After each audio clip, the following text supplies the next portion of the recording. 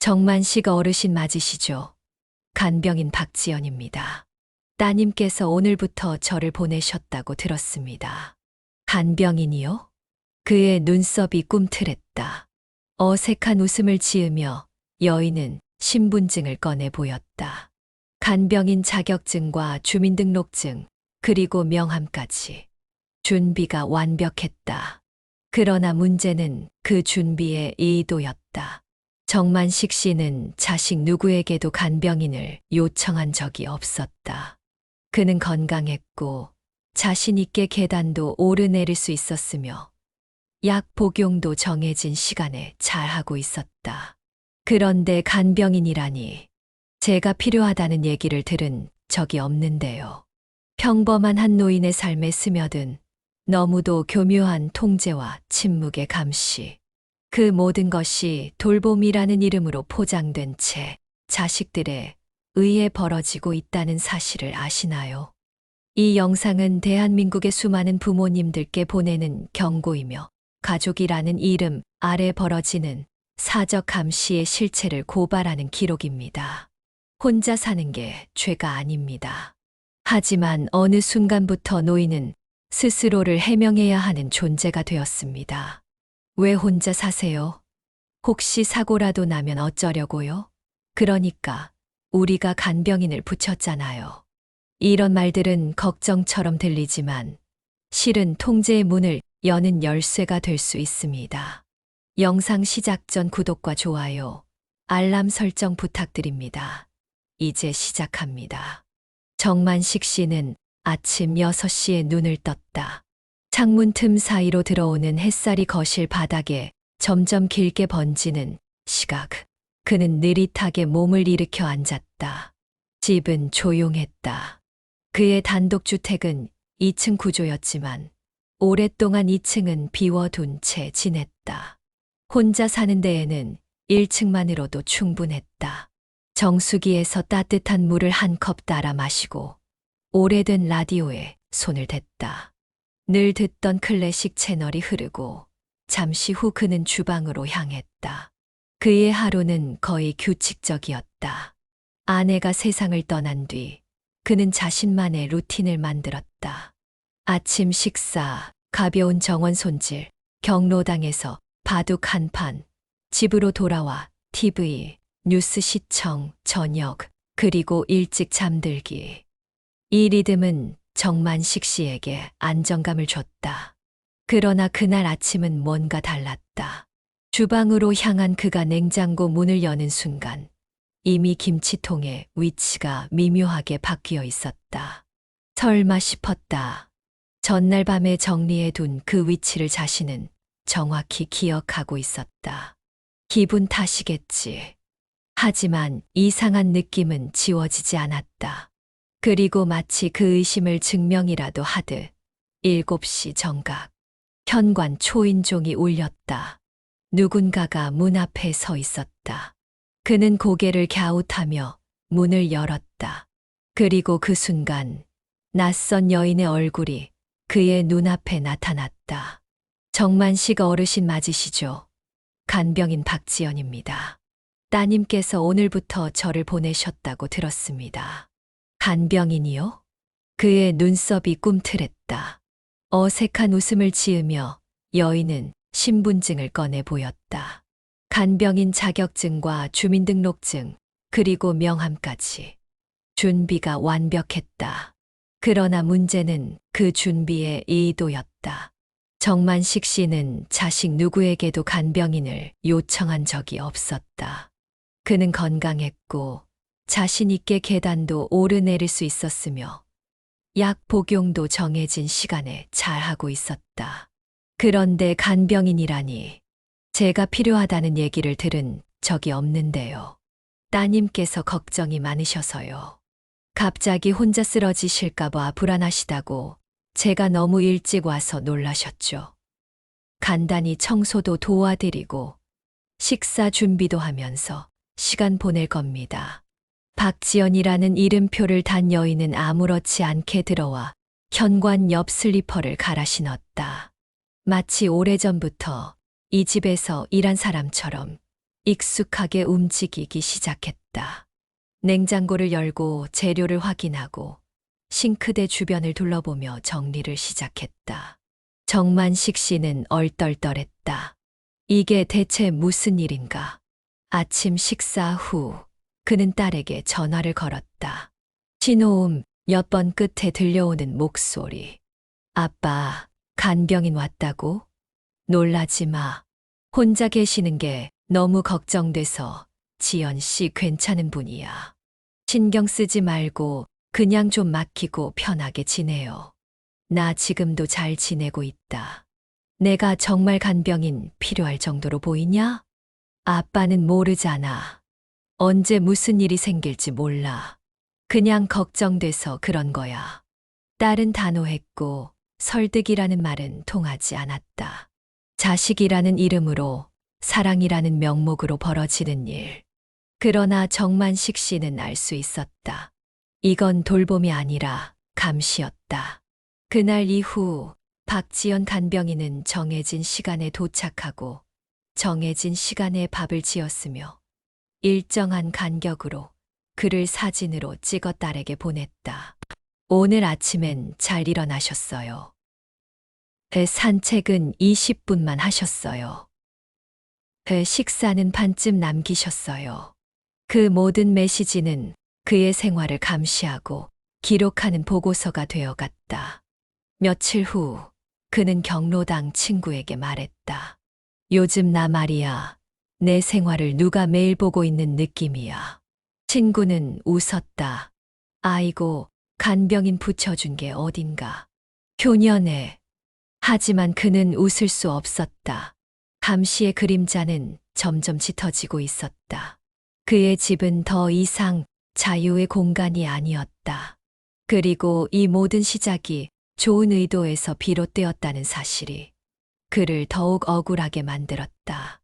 그날 밤 정만식 씨는 처음으로 자신의 집 거실에 CCTV가 설치되어 있는 건 아닌지 천천히 천장을 바라봤다. 그가 그토록 지키고 싶었던 조용한 노후는 이제 더 이상 조용하지 않았다. 박지연 간병인의 손에는 항상 작은 수첩이 들려 있었다. 그 수첩은 겉으로 보기엔 단순한 메모장처럼 보였지만 정만식 씨는 어느 날부터인가 그 속에 담긴 것들이 단순한 스케줄 기록이 아니라는 느낌을 강하게 받기 시작했다. 그녀는 만식 씨의 말투, 걸음걸이, 밥을 먹는 속도까지 세세하게 메모했다. 심지어 보면서 몇 번이나 기침을 했는지도 기록하는 듯 했다. 어느 날 그는 몰래 그녀의 메모를 엿보았다. 0620 기상. 욕실 625만 640점. 아침 식사 중 밥반 공기 남김. 보행 안정적이나 화장실 출입 시 중심 약간 흔들림. 영구 일형 전화 통화 시 큰 소리. 감정 고조 예상. 그는 소름이 돋았다. 저건 단순한 관찰이 아니었다. 그의 하루가 그의 생리현상과 감정 반응까지 일종의 보고서처럼 정리되고 있었다. 그리고 분명 이 정보는 딸에게 전달되고 있었다. 딸은 전화를 걸어와 아빠, 요즘 TV 너무 가까이서 보는 거 아니에요? 밤마다 기침하시던데 병원은 다녀오셨어요? 라고 물어왔다. 그는 놀랄 수밖에 없었다. 그런 말은 박지연 외에 누구도 알 수 없었다. 이 감시의 메모는 점점 더 세밀해졌고 정만식 씨는 그의 집안 어느 구석도 자신만의 공간이 아니라는 사실에 분노하기 시작했다. 과연 이게 정말 나를 위한 일인가? 아니면 그들이 안심하기 위한 도구에 불과한가? 그는 자식들에게 신뢰받지 못하는 인간이 되었고 스스로도 스스로를 의심하게 되는 지경에 이르렀다. 심지어 간병인의 휴대폰에서는 매일같이 음성 녹음 기능이 켜졌다. 혹시 지금 무슨 대화를 몰래 녹음하는 건가요? 라고 묻자 박지연은 웃으며 요즘은 다들 이렇게 해요. 혹시 모를 분쟁 때문에요. 라고 답했다. 그는 말문이 막혔다. 분쟁이라니. 도대체 누구와의 분쟁을 대비하고 있다는 말인가? 그러던 어느 날, 그는 작은 반항을 감행했다. 매일 아침 하던 라디오 클래식을 끄고 일부러 낯선 방송을 틀었다. 평소와 다르게 아침 식사도 거르고 점심에는 짜장면을 배달시켰다. 박지연은 당황한 기색이 역력했다. 어르신, 왜 아침 안 드셨어요? 짜장면은 너무 짜지 않으세요? 그는 아무 말도 하지 않고 TV만 바라보았다. 그리고 그날 밤 딸에게 전화가 왔다. 아빠, 무슨 일 있으세요? 밥 안 드신다며. 감정 기복도 있어 보이고 그는 순간 몸이 굳었다. 감정 기복이라는 말에서 그는 무엇인가 단단히 무너지는 소리를 들었다. 이제 그는 더 이상 자유로운 노인이 아니라 위험 요소로 분류된 감시 대상이라는 생각이 들었다. 사랑이라는 이름의 감시는 언제나 부드럽게 스며들지만 그 안에는 견고한 벽과 같았다. 그는 한 마리 조용한 새처럼 자신의 울타리 안에서 홀로 지저귀고 있었을 뿐이었다. 이제 정만식 씨는 결심했다. 이 감시를 벗어나야 한다고. 더 늦기 전에 자기 삶을 되찾아야 한다고. 정만식 씨는 침묵 속에서 자유를 되찾는 방법을 모색하고 있었다. 평생 자립적으로 살아온 그에게 지금의 상황은 낯설고 불쾌한 모욕이었다. 그는 더 이상 스스로의 일정을 마음대로 정할 수 없었고 외출조차 눈치를 보며 해야 했다. 자신의 집이지만 더 이상 자유롭지 않은 공간, 오히려 스스로의 모든 움직임이 감시받고 있는 공간이라는 인식은 그의 자존심을 조금씩 잠식시켜 갔다. 그는 과거를 떠올렸다. 회사에서 퇴직하기 전 부하 직원들에게 항상 강조하던 말이 있었다. 자율과 책임은 함께 간다. 이제 그 말을 자신에게 되돌려야 할 순간이었다. 하지만 문제는 그가 아무리 책임 있는 삶을 살아왔어도 자식들의 눈에는 나이든 아버지라는 이유만으로 자유를 부여받지 못하는 사람이 되어 있다는 현실이었다. 간병인 박지연은 점점 더 적극적으로 만식 씨의 생활에 개입하기 시작했다. 그는 아침 산책을 나가려고 할 때마다 그녀의 말에 제지당했다. 어르신, 햇볕이 강해서 위험해요. 나중에 제가 같이 나가드릴게요. 어르신, 혈압약 드셨나요? 아직 빈속이신데 그러면 안 돼요. 그녀의 말에는 틀린 게 없었다. 오히려 맞는 말이었다. 하지만 문제는 그 말들이 정만식 씨의 일상을 통제하고 있었다는 점이었다. 그는 점점 스스로 판단하고 선택하는 능력을 박탈당하고 있다는 자각에 사로잡혔다. 그리고 그런 박탈이 좋은 의도라는 이름으로 가려지고 있다는 사실이 그를 더욱 불편하게 만들었다. 내가 아직 이렇게 멀쩡한데 왜 나를 못 믿는 걸까? 그는 자신에게 질문했다. 하지만 그 질문은 딸에게는 닿지 않았다. 자식에게 신뢰를 요청하는 일은 이제 그에게 있어 의미 없는 싸움처럼 느껴졌다. 어느 날 그는 책상 서랍을 정리하다 예전에 쓰던 일기장을 발견했다. 거기에는 아내가 살아있을 때의 일상이 빼곡히 적혀 있었다. 그때 그는 자유로웠고 스스로의 삶을 계획하며 살아갔던 기억이 담겨 있었다. 그는 그 일기장에 다시 펜을 들었다. 2025년 7월 4일. 오늘도 누군가 나를 지켜본다. 내가 먹은 음식, 내가 내뱉은 말, 내가 바라본 창밖의 시간까지. 이제 나는 내가 누구인지 말할 수 있을까? 이 집은 내 집이지만 나는 이 집의 주인이 아니다. 그는 일기장을 몰래 숨겼다. 누군가 이 글을 읽게 되는 날, 자신의 속마음이 오해받을 수도 있다는 두려움도 있었지만 최소한 자신에게만큼은 진실을 기록해 두고 싶었다. 그날 이후 그는 조금씩 계획을 세우기 시작했다. 간병인이 없는 시간대에 동네 도서관을 찾아갔다. 컴퓨터로 노인 인권, 노인 감시 실태, 간병인의 권한 같은 키워드로 정보를 찾아봤다. 그리고는 지역 복지센터에 전화를 걸어 상담 예약을 잡았다. 자신의 상황을 법적으로 어떻게 대처할 수 있는지, 감시를 법적으로 거부할 수 있는 방법은 없는지 문의하기 위해서였다. 누구에게도 말하지 않았지만 그는 이미 마음속에 작은 반란을 시작한 셈이었다. 그리고 그 반란의 목표는 단 하나, 다시금 나의 삶을 되찾는 것이었다. 그가 복지센터에 처음 방문하던 날, 직원은 놀란 표정으로 말했다. 어르신께서 혼자 이곳까지 직접 오신 거예요? 요즘은 자녀가 대신 오는 경우가 많아서요. 그는 씁쓸하게 웃었다. 그게 문제입니다. 자식이 대신 오면 부모는 점점 사라집니다. 그 말은 복지사에게도 깊은 울림을 주었다. 그리고 그날 그는 한 장의 팸플릿을 손에 쥐었다. 노년의 자율권, 내가 선택하는 내 삶. 그 문장을 본 순간 그는 작게 중얼거렸다. 그래, 이건 싸움이다. 조용하고 천천히 그러나 반드시 내가 이기는 싸움. 정만식 씨는 어느새 자신의 목소리가 줄어들고 있다는 것을 실감했다. 그는 여전히 아침마다 눈을 뜨고 스스로 옷을 입고 식사를 준비하려 애썼지만 언제부턴가 간병인 박지연이 먼저 주방에 들어가 밥을 지어놓고 기다리는 일이 당연해져 있었다. 자식의 안심이라는 이름 아래 그의 말은 더 이상 집 안에서 큰 힘을 발휘하지 못했다. 그는 무엇을 말해도 노인 특유의 고집이나 변덕 정도로 치부되었다.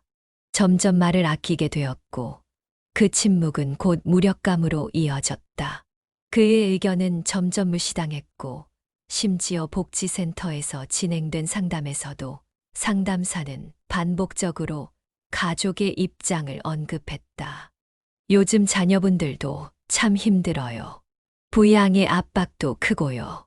그래서 어르신의 건강을 걱정하는 거겠죠. 그는 상담사의 말에 고개를 끄덕이면서도 속으로는 씁쓸함을 감추지 못했다. 왜 자식의 입장은 중요하고 노인의 입장은 그저 참고 견뎌야 할 현실로 받아들여지는가. 말을 줄이면서 그는 행동으로 말하기 시작했다. 일부러 아침 산책을 더 길게 다녀오고 간병인이 불편해하는 음식들을 사서 조리하기도 했다. 그러나 그런 행동들은 곧 혼자서는 위험해 보인다는 보고로 변했고 결국 딸에게 또다시 전화를 받게 되었다. 아빠, 요즘 왜 이렇게 혼자서 무리하세요? 간병인 말 좀 들으세요. 제발요. 그는 더 이상 설명하려 하지 않았다. 자식에게는 그의 행동이 그저 고집이고 이해할 수 없는 저항일 뿐이었다. 이해받지 못하는 말은 목소리를 작게 만든다. 이제 그는 자신의 생각을 소리 내 말하는 것보다 조용히 종이에 적어두는 쪽을 택했다. 집안 어딘가에 숨겨진 노트에는 그의 진심이 점점 쌓여갔다. 오늘 아침 문득 이런 생각이 들었다. 나는 지금 이 집에서 살고 있는 게 아니라 감시 속에서 연기하고 있는 것 아닐까. 그는 점점 지쳐갔다. 경로당에서도 예전처럼 사람들과 활발히 어울리지 못했다. 친구들은 그를 이해하지 못했고 오히려야 요즘은 그 정도 감시는 기본이야. 걱정해주는 자식이 어디야? 라고 타이르기 바빴다. 그는 그 말이 맞는지도 모른다는 생각에 잠겼다. 혹시 자신이 너무 민감하게 구는 건 아닐까? 하지만 동시에 자율성을 잃는 것은 단순한 감정 문제가 아니라 존엄성의 문제라는 사실을 뼛속 깊이 절감하고 있었다.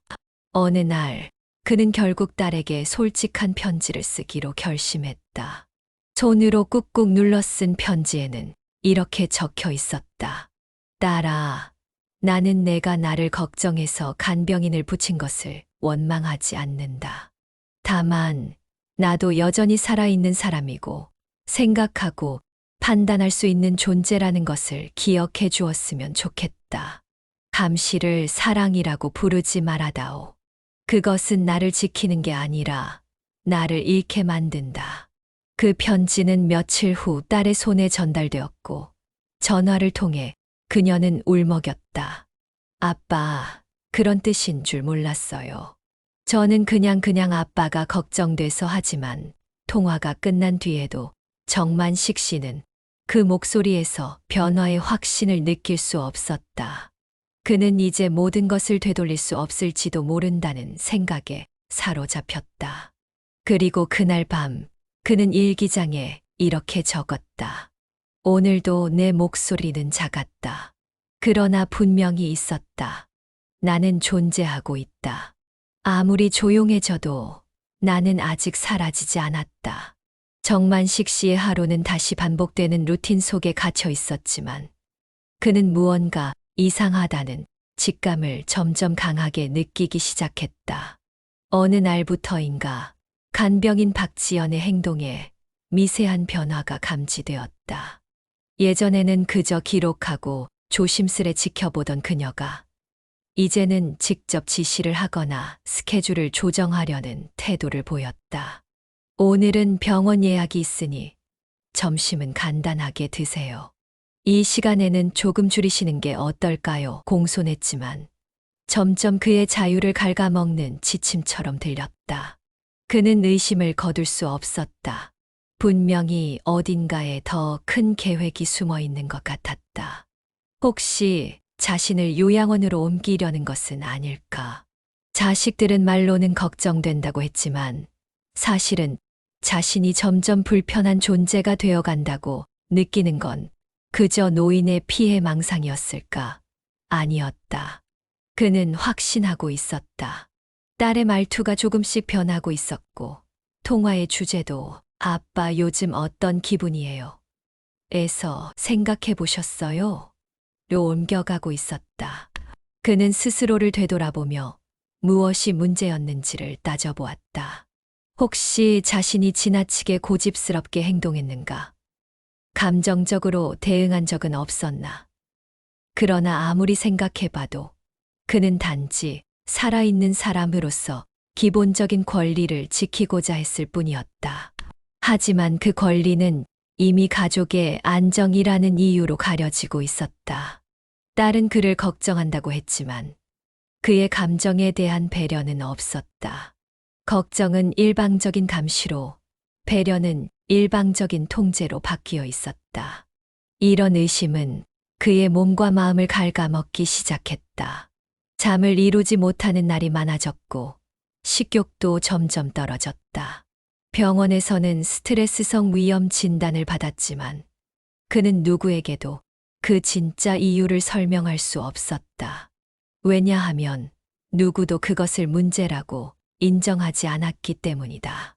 그는 그날도 어김없이 창밖을 바라보며 중얼거렸다. 누가 날 보고 있는 걸까? 딸인가, 간병인인가, 아니면 내가 만든 환상인가?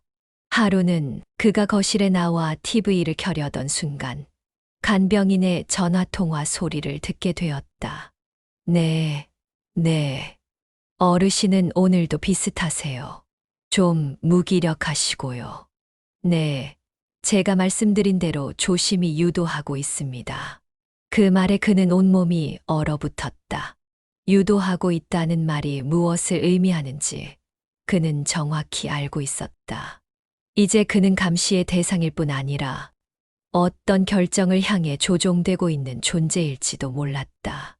그날 밤 그는 노트에 이렇게 적었다. 내 삶은 내가 결정한다. 누군가가 날 위해서 결정해주는 순간 나는 이미 죽은 것이나 다름없다. 그는 지금 보이지 않는 그림자와 싸우고 있었다. 그것은 사랑이라는 이름을 한 감시의 그림자였다. 다음 날 아침 그는 일부러 박지연이 자리를 비운 사이 딸에게 전화를 걸었다. 나 요양원에 갈 생각 없다. 아직은 내가 결정할 때 그때 말할게. 딸은 놀란 듯 조용히 있었고 끝내 알겠어요. 아빠. 미안해요. 라고 답했다. 그 짧은 대화 이후 그는 처음으로 자신의 목소리가 조금 커졌다고 느꼈다. 하지만 그림자는 여전히 그를 따라다녔다. 언제 어디서든 다시 그를 덮칠 준비를 하며 정만식 씨는 자신의 삶을 다시 손에 쥐기 위해 스스로 결정을 내리겠다고 마음먹었다. 딸에게 자신의 의사를 단호하게 전달한 이후 그는 오히려 마음이 조금은 편해졌다. 하지만 그것이 끝이 아니었다. 이제는 자신이 정말 원하는 삶이 무엇인지를 구체적으로 그려야 할 시점이었다. 단순히 요양원에 가지 않겠다는 저항만으로는 부족했다. 그는 무엇을 선택하고 어떤 길을 걸을지를 정해야 했다. 며칠 뒤 복지센터에서 그에게 연락이 왔다. 어르신 상반기 노인 생활자리 프로그램에 자리가 하나 비었는데 관심 있으신가요? 하루에 2시간씩 자율적인 활동을 하며 사회복귀 훈련을 하는 과정입니다. 그는 망설이지 않고 참가 신청을 했다. 이제는 관리 대상이 아니라 참여자로서 자신의 역할을 찾아야겠다고 생각한 것이다. 프로그램 첫날 정만식 씨는 새로운 풍경과 새로운 사람들을 마주했다. 대부분이 자신과 비슷한 나이대의 남녀노인이었고 다들 비슷한 이야기를 가지고 있었다. 누군가는 요양원을 탈출해왔고 누군가는 자식과의 갈등을 겪고 있었으며 또 어떤 이는 집에서 홀로 감정의 외로움에 허우적대고 있었다. 그는 깨달았다. 자신은 결코 혼자가 아니었다. 그는 프로그램에서 글쓰기 수업을 택했다. 수업을 지도하는 강사는 말했다. 여러분, 목소리를 내지 않으면 세상은 여러분이 살아있는지도 모릅니다. 이 종이에 여러분의 목소리를 남겨주세요. 그 말은 정만식 씨의 심장을 크게 울렸다. 그는 바로 그날부터 글을 쓰기 시작했다. 자신의 이야기, 감시의 시작, 간병인의 변화, 자식과의 관계, 그리고 자신의 저항에 이르기까지. 그의 글은 다른 참가자들 사이에서 큰 반향을 일으켰다. 이거 우리 얘기잖아. 어르신, 어떻게 그렇게 잘 쓰세요? 이건 진짜 책으로 내야 해요. 그런 반응은 그에게 오랜만에 진짜 살아있다는 감각을 안겨주었다. 그는 이제 관찰 대상이 아닌 이야기를 쓰는 사람이 되어가고 있었다. 하지만 집에서는 여전히 변화의 기미는 보이지 않았다. 간병인 박지연은 이전보다 말을 줄였고 딸은 조심스러운 태도를 유지했지만 여전히 정만식 씨를 완전히 신뢰하는 듯 하지는 않았다. 그럼에도 그는 이전과는 달랐다. 그는 더 이상 위축되지 않았다. 감시가 있더라도 그는 그 감시를 글로 남겼고 자신의 시선으로 기록했다. 그리고 마침내 자율 프로그램에서의 마지막 날, 정만식 씨는 자신의 이야기를 발표하는 시간을 가졌다. 그는 천천히 그러나 단단한 목소리로 말했다. 사람들은 노인을 돌봐야 한다고 말합니다.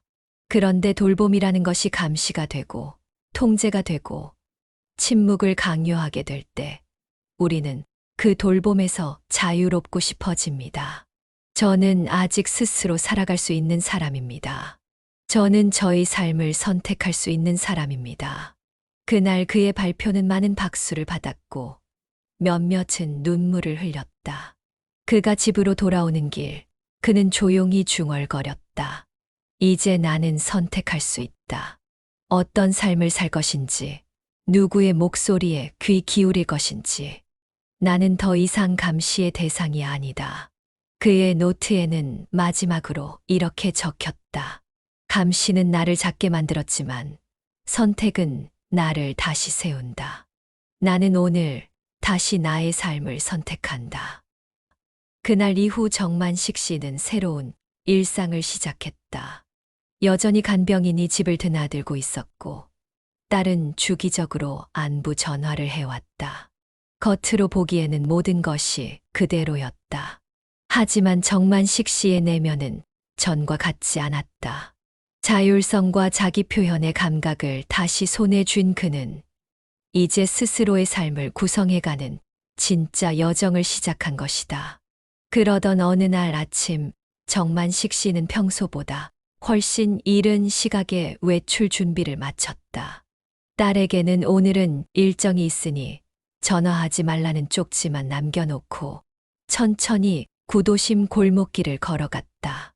향한 곳은 바로 근처 도서관이었다. 그가 프로그램에서 쓴 글을 엮어 지역 작가 발표회에 응모해 보기로 마음먹은 것이다. 그것은 단지 글 발표의 문제가 아니었다. 그것은 존재의 복원이었다. 도서관 사서는 정중하게 그를 맞이했다. 어르신, 원고 받았습니다. 주제와 구성력이 매우 탁월하다는 평가가 있었어요. 발표회에 오르실 수 있을 것 같습니다. 그는 말없이 고개를 끄덕이며 사인을 남겼다. 어쩌면 인생의 마지막 무대가 될 수도 있는 자리. 그러나 그는 두렵지 않았다. 그는 다시 자신의 삶의 주인으로 선 느낌이었다. 그날 저녁 정만식 씨는 평소보다 오래 노트를 들여다보며 자신에게 쓰듯 글을 남겼다. 내가 사라진 줄 알았던 시간들 속에서도 내 안에는 분명히 무언가 살아 있었다. 단지 누구도 내게 그 목소리를 물어봐 주지 않았을 뿐이다. 며칠 후 지역 커뮤니티 센터에서는 정만식 씨의 발표가 이루어졌다. 조용하고 단정한 정장을 입은 그는 무대에 섰다. 그가 낭독한 이야기는 감시당하는 노인에 대한 단순한 고발이 아니었다. 그것은 모든 세대에게 보내는 경고였고, 동시에 요청이었다. 노인의 삶도 존중받아야 한다. 돌봄이라는 이름 아래 이루어지는 무력화는 사랑이 아니라 억압이다. 이 발표 이후 정만식 씨의 이름은 지역신문에 조용히 실렸고, 그의 이야기는 입소문을 타기 시작했다. 노인복지센터에서는 그를 강사로 초빙해 경험을 나눠달라고 요청했고, 그는 처음으로 네라고 대답했다. 그는 단순히 감시의 피해자에서 벗어난 것이 아니라 감시의 본질을 말하는 증언자가 되어 있었다.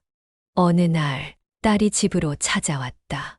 그동안 서먹했던 관계를 풀어보고자 했던 그녀는 어색한 웃음을 지으며 말했다. 아빠, 기사 봤어요. 너무 멋졌어요. 나 많이 반성했어요. 정만식 씨는 조용히 미소 지었다. 고맙다. 나도 많이 배웠단다. 그들은 짧은 시간이었지만 오랜만에 온전히 가족으로 앉아 대화를 나눴다. 그날 밤 정만식 씨는 마지막 문장을 남겼다. 나는 사라지지 않았다. 그저 오랫동안 잊히고 있었을 뿐이다. 이제 나는 나의 자리로 돌아간다. 정만식 씨는 어느새 매주 한 번씩 복지센터에서 자신의 이야기를 강의하는 일정을 갖게 되었다. 처음에는 불안했다. 자신이 무슨 말을 할 수 있을까 싶기도 했고, 나이든 자신이 젊은이들에게 어떤 영향을 줄 수 있을까 의문도 들었다. 그러나 매번 강의실에 들어설 때마다 눈을 반짝이며 기다리는 사람들의 얼굴을 마주하면 그는 다시 말의 무게를 느꼈다. 그의 이야기를 듣기 위해 찾아오는 사람들은 다양했다. 홀로 외롭게 살아가는 어르신들, 간병 중인 가족 구성원들, 사회복지학을 공부하는 학생들, 심지어 언론인들도 있었다.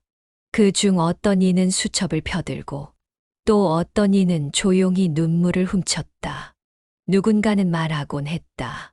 어르신 이야기를 듣고 나니 우리 부모님이 보이기 시작했어요. 또 다른 이는 말했다.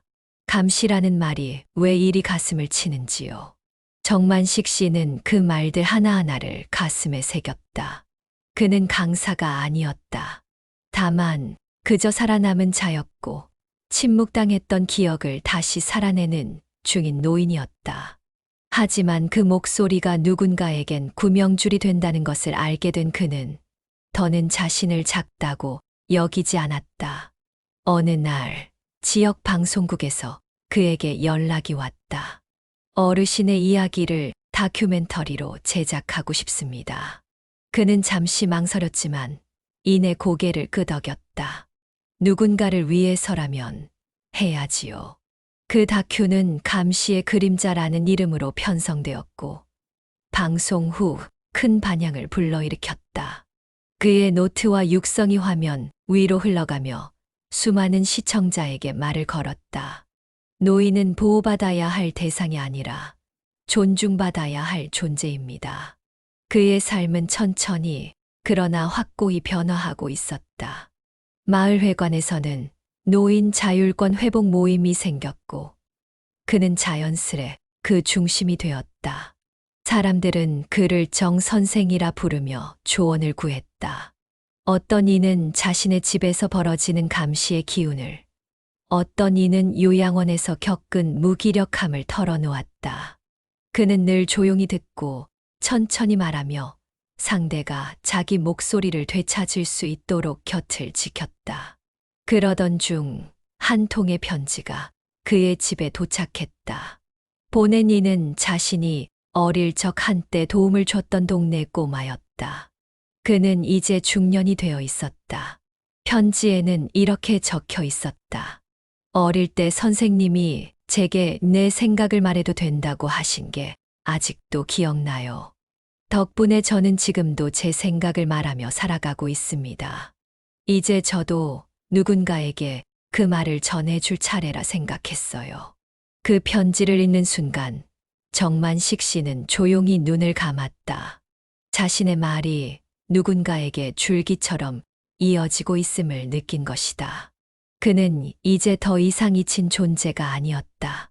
오히려 누군가의 기억을 만들고 누군가의 말이 되어 살아가는 중이었다. 그날 밤 그는 마지막 노트를 꺼내어 한 줄을 남겼다. 말하지 못해 사라진 자들에게 이제는 말할 수 있다는 것을 남기고 싶다. 그리고 천천히 노트를 덮으며 그는 작은 미소를 지었다.